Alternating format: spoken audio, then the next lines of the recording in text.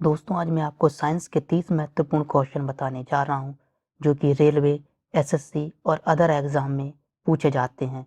तो इस वीडियो को शुरू से लेकर अंत तक जरूर देखें और यदि आपने हमारे चैनल को सब्सक्राइब नहीं किया है तो आप हमारे चैनल को सब्सक्राइब जरूर करें।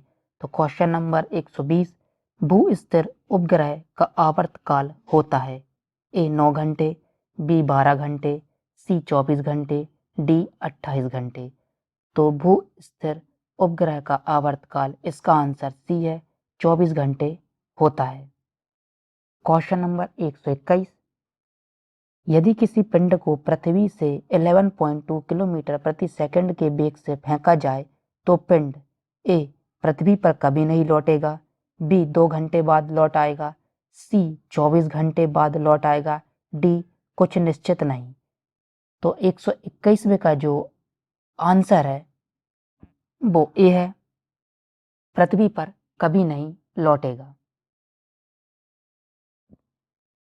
क्वेश्चन नंबर 122, जब एक पत्थर को चांद की सतह से पृथ्वी पर लाया जाता है तो ए इसका द्रव्यमान बदल जाएगा, बी इसका भार बदल जाएगा परंतु द्रव्यमान नहीं, सी भार और द्रव्यमान दोनों बदल जाएंगे, डी ना द्रव्यमान और ना ही भार बदलेंगे।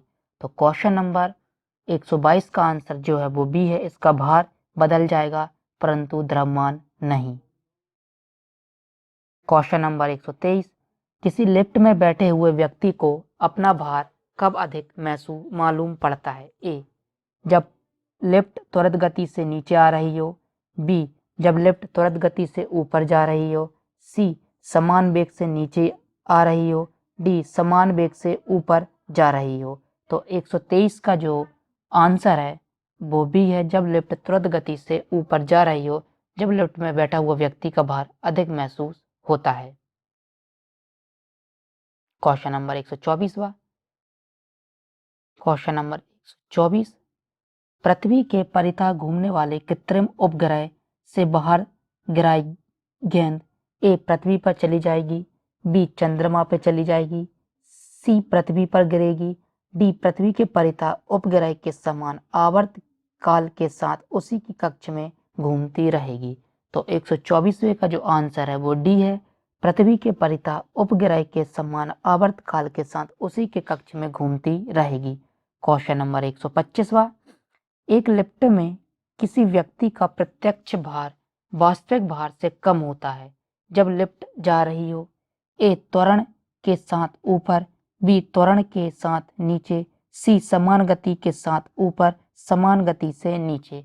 तो 125वें का जो आंसर है वो बी है, त्वरण के साथ नीचे। क्वेश्चन नंबर 126वां, किसी तुल्यकारी उपग्रह की पृथ्वी की सतह से ऊंचाई लगभग कितनी होती है? ए 36,000 किलोमीटर, बी 42,000 किलोमीटर, सी 30,000 किलोमीटर, डी इनमें से कोई नहीं। तो किसी तुल्यकारी उपग्रह की पृथ्वी की सतह से ऊंचाई कितनी होती है? 126वें का आंसर ए है, 36,000 किलोमीटर। क्वेश्चन नंबर 127वां, टेनिस की गेंद मैदान की अपेक्षा किसी पहाड़ी पर अधिक ऊंची उछलती है क्योंकि ए पर्वतों पर वायुदाब अपेक्षाकृत कम होता है, बी पर्वतों पर गेंद और हल्की हो जाती है, सी पर्वतों पर पृथ्वी का गुरुत्वीय त्वरण कम हो जाता है, डी उपयुक्त में से कोई नहीं। तो 127वें का आंसर सी है, पर्वतों पर पृथ्वी का गुरुत्वीय त्वरण कम हो जाता है। क्वेश्चन नंबर 128वां, यदि पृथ्वी का गुरुत्वाकर्षण बल अचानक लुप्त हो जाता है तो निम्नलिखित में से कौन सा परिणाम सही होगा? ए वस्तु का भार शून्य हो जाएगा परंतु द्रव्यमान वही रहेगा, बी वस्तु का द्रव्यमान शून्य हो जाएगा परंतु भार वही रहेगा, सी वस्तु का भार और द्रव्यमान दोनों शून्य हो जाएंगे, डी वस्तु का द्रव्यमान बढ़ जाएगा। तो 128वें का आंसर ए है, वस्तु का भार शून्य हो जाएगा परंतु द्रव्यमान वहीं रहेगा। क्वेश्चन नंबर 129वां, पृथ्वी के गुरुत्वाकर्षण का कितना भाग चंद्रमा के गुरुत्वाकर्षण के सबसे नजदीक है? 1/5, बी 1/4, सी 1/6, डी 1/8। तो 129वें का जो आंसर है वो सी है, 1/6। यानी पृथ्वी के गुरुत्वाकर्षण का कितना भाग चंद्रमा के गुरुत्वाकर्षण के सबसे नजदीक है, तो 1/6 भाग नजदीक है।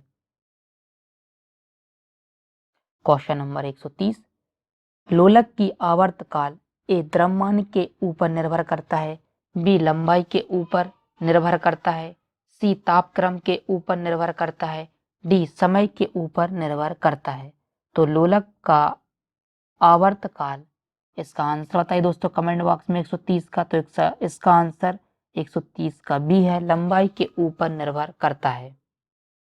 क्वेश्चन नंबर 131वां, लोलक घड़ियां गर्मियों में सुस्त हो जाती हैं, ए गर्मियों के दिनों लंबे होने के कारण, बी कुंडली में घर्षण के कारण, सी लोलक की लंबाई बढ़ जाती है जिससे इकाई दोलन में लगा हुआ समय बढ़ जाता है, डी गर्मी में लोलक का भार बढ़ जाता है। तो 131वें का जो आंसर है वो सी है, लोलक की लंबाई बढ़ जाती है जिससे इकाई दोलन में लगा हुआ समय बढ़ जाएगा। क्वेश्चन नंबर 132वां, किसी सरल लोलक की लंबाई 4% बढ़ा दी जाए तो उसका आवर्तकाल, ए 8% बढ़ जाएगा, बी 2% बढ़ जाएगा, सी 4% बढ़ जाएगा, डी इनमें से कोई नहीं। तो 132 का आंसर कमेंट बॉक्स में बताइए दोस्तों। तो 132वें का आंसर बी है, 2% बढ़ जाएगा। यदि 4% लंबाई बढ़ाएंगे तो आवर्तकाल 2% बढ़ जाएगा। क्वेश्चन नंबर 133, यदि लोलक की लंबाई 4 गुनी कर दी जाए तो लोलक के झूलने का समय, ए घटता है, बी दुगना होता है, सी 1/4 हो जाता है, डी 4 गुना हो जाता है। तो 133 का जो आंसर है वो है बी, दुगना हो जाता है। क्वेश्चन नंबर 134वां, पेंडुलम को चंद्रमा पर ले जाने पर उसकी समय अवधि, ए उतनी ही रहेगी, बी घटेगी, सी शून्य हो जाएगी, डी बढ़ेगी। तो 134वें का आंसर क्या है दोस्तों कमेंट बॉक्स में बताइए। पेंडुलम को चंद्रमा पर ले जाने पर उसकी समय अवधि डी बढ़ेगी।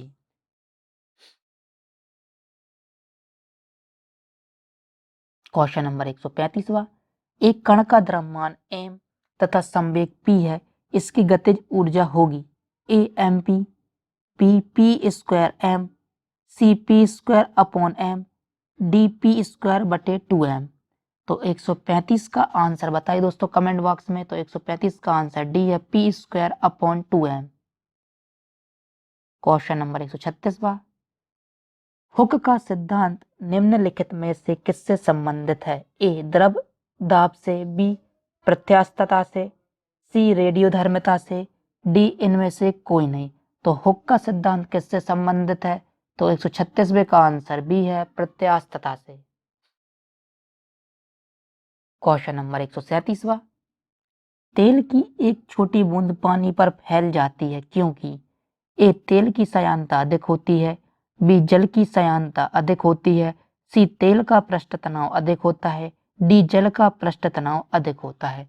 तो 137वें का जो आंसर है वो सी है, तेल का पृष्ठ तनाव अधिक होता है। क्वेश्चन नंबर 138वां, साबुन द्वारा निर्मलन का क्या सिद्धांत है, ए पृष्ठ तनाव, बी प्लवन, सी सयांता, डी प्रत्यास्थता। तो साबुन द्वारा निर्मलन का क्या सिद्धांत है, तो 138 का आंसर ए है, पृष्ठ तनाव। क्वेश्चन नंबर 139वां, वर्षा की बूंद का आकार गोलाकार किस कारण से हो जाता है, ए सयांता, बी पृष्ठ तनाव, सी प्रत्यास्थता, डी गुरुत्व। तो वर्षा की बूंद का गोलाकार होना किसके कारण होता है, 139वें का आंसर बी है, पृष्ठ तनाव। क्वेश्चन नंबर 140वां, एक द्रव बूंद गोलीय आकार धारण कर लेती है, ए पृष्ठ तनाव के कारण, बी सयांता के कारण, सी ऊर्ध्वमुखी प्रणोद के कारण, डी गुरुत्वाकर्षण के कारण। तो 140 का आंसर ए है, पृष्ठ तनाव के कारण। क्वेश्चन नंबर 141वां, स्थिर पानी में मिट्टी का तेल डालने पर मच्छर कम होते हैं क्योंकि यह, ए प्रजनन में बाधा डालता है, बी मच्छरों के लिए उच्च विष है, सी लार्वा से सांस में बाधा डालता है, डी मच्छरों को भगाता है। तो 141वें का आंसर सी है, लार्वा के सांस में बाधा डालता है।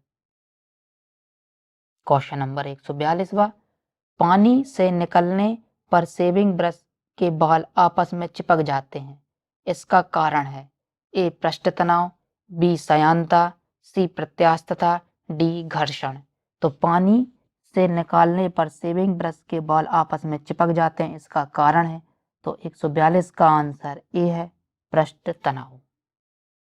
क्वेश्चन नंबर 143वां, इस स्थिर गति से जा रही खुली कार में बैठा एक बालक गेंद को हवा में सीधे ऊपर फेंकता है, गेंद गिरती है ए उसके पीछे, उसके सामने, सी उसके हाथ में, डी उसके बगल में।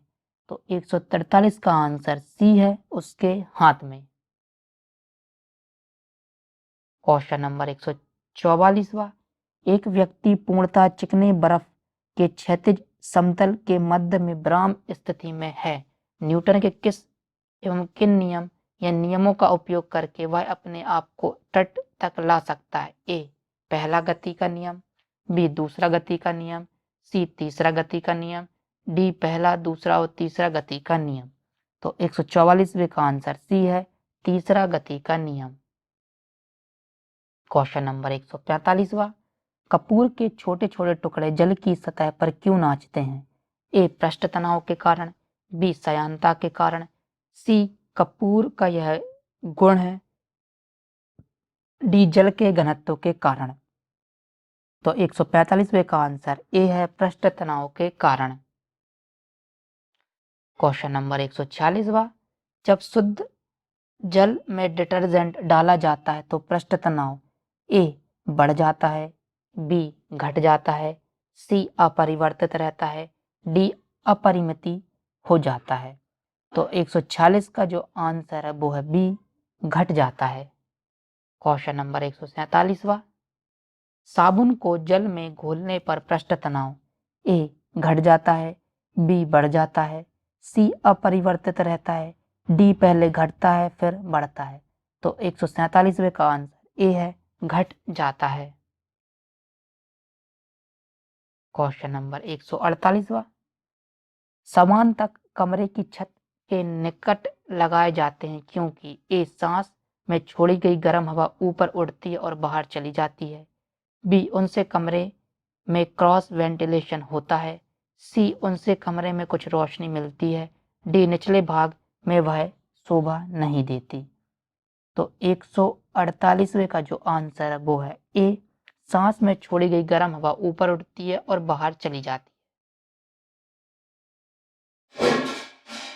क्वेश्चन नंबर 149वां, कथन ए अपमार्जक मैले कपड़ों से सरलता पूर्वक तेल व गर्द निकाल देते हैं, कारण अपमार्जक जल का पृष्ठ तनाव बढ़ा देते हैं।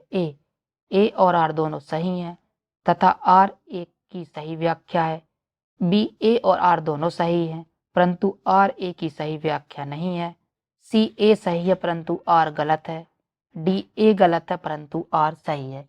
तो अपमार्जक मैले कपड़ों से सरलता पूर्वक तेल व गर्द निकाल देते हैं। तो 149वें का जो आंसर है वो है सी, ए सही है परंतु आर गलत है। क्वेश्चन नंबर 150वां, अंतरिक्ष यात्री अंतरिक्ष में सीधे खड़े नहीं रह सकते क्योंकि ए गुरुत्व नहीं होता, बी वायुमंडल में सयांता बल तीव्र होता है, सी सौर वायु ऊपर की ओर बल लगाती है, डी वायुमंडलीय दाब बहुत कम होता है। तो 150वें का जो आंसर है वो है ए, गुरुत्व नहीं होता। तो दोस्तों ये थे साइंस के 30 महत्वपूर्ण क्वेश्चन जो कि एसएससी और रेलवे और अदर कॉम्पिटिटिव एग्जाम में पूछे जाते हैं। यदि आपको वीडियो अच्छा लगे तो वीडियो को लाइक करें, वीडियो को शेयर करें, साथ ही हमारे चैनल को सब्सक्राइब करें। अब हम मिलते हैं नेक्स्ट वीडियो में।